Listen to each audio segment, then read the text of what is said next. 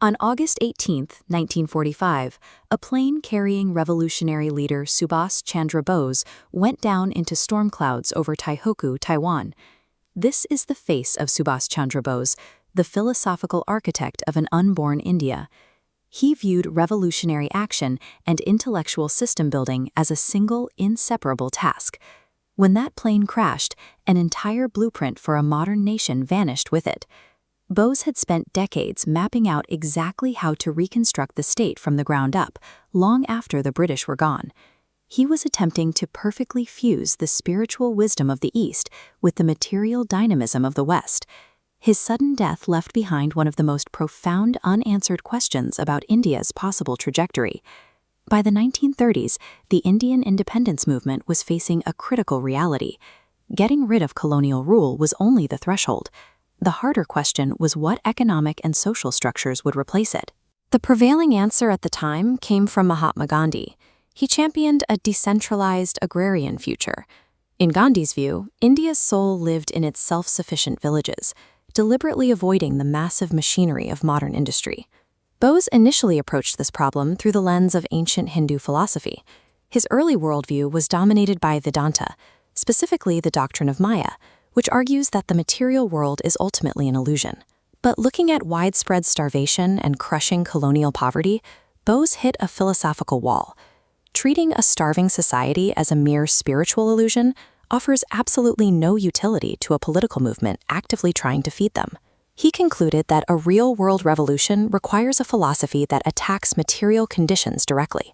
As written in his autobiography, whatever he could not live up to, whatever was not workable, he discarded.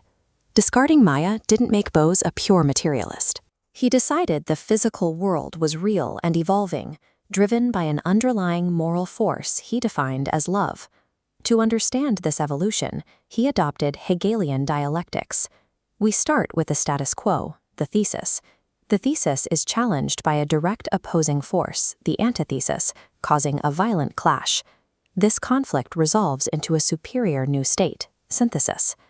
Bose applied this exact mechanical logic to the global political stage of the 1930s, looking specifically at the ideological warfare between fascism on the right and communism on the left. He argued that India should not blindly import either of these foreign extremes. Instead, India's historical role was to take the best elements from both sides, process their contradictions, and forge a totally new political system. He called this Indian synthesis Samyavada. In Sanskrit, it translates to the doctrine of harmonious equality. On a social level, Samyavada demanded absolute parity. It called for eradicating poverty, an end to caste differences, and equal rights for all. To pay for this massive social restructuring, Bose completely broke from Gandhi. He inaugurated a national planning committee to plot out the economic engines required for the job. This photograph reveals his vision's stark contrast. He demanded scientific, large-scale industrialization and social ownership of production, replacing the spinning wheel with heavy factory machinery. In his 1941 Kabul thesis, drafted after escaping house arrest, he outlined a state reorganizing all agriculture and industry into a single, cohesive economic unit. Samyavada was a ruthless, pragmatic machine, heavily engineered to forcibly drag a fractured nation into the modern age. But this creates a structural contradiction. How do you rapidly implement exact socialist equality across a desperately poor population divided by dozens of languages and thousands of castes? Bose arrived at an explicit and highly controversial conclusion. He believed that a slow-moving, decentralized democratic system was simply incapable of executing such radical economic reconstruction. His vehicle for this blueprint was the Adarsha Sangh. It called for a highly centralized government wielding authority to dismantle the old order. He stipulated this power was explicitly meant to be for a period of time. The state would act as a temporary crushing force to level the playing field, serving the masses before returning power to them. To bypass centuries of structural inequality, Bose sought an authoritarian shortcut.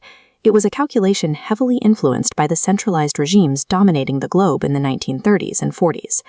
Modern rights-based societies rightfully reject this kind of centralized authoritarianism as a perilous historical relic. The idea of a temporary dictatorship almost never ends up being temporary. Yet, looking at the political organizations he founded, we see the enduring footprint of his larger ambition. His doctrine represents a deeply intellectual attempt to forge a robust, independent identity out of the wreckage of an empire. Subhas Chandra Bose remains the philosophical architect of an era defined by conflict. He attempted to engineer a system that could translate the ideal of total liberation into a workable modern reality.